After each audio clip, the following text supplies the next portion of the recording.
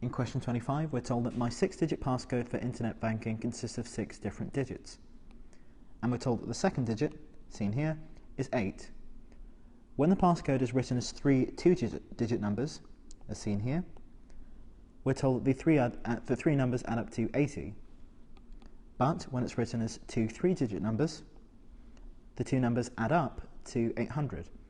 We're then asked to work out what the last digit of the passcode is. So one way to approach this is algebraically. So we can quickly fill in A, we can assume this to be B, C, D, E, and F for all of our unknowns. So we know that A, 8C, and D, E, F add up to 800.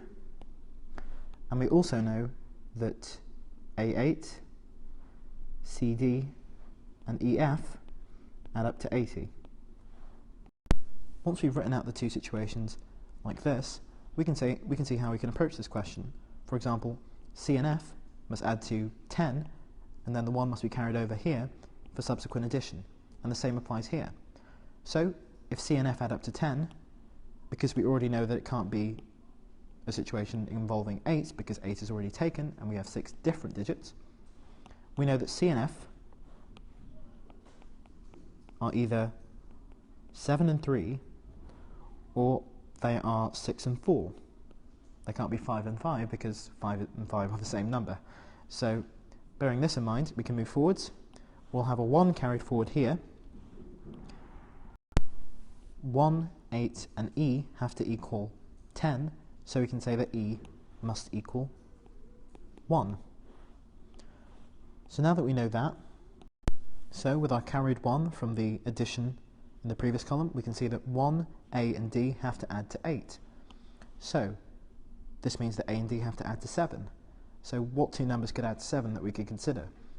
We could say 4 and 3, but then we know that C and F are either 7 and 3 or 6 and 4. So if A and D were 4 and 3, then both of these would have to be wrong, which clearly isn't the case. So what else? Well, we know that A and D must therefore be 5 and 2 in any configuration.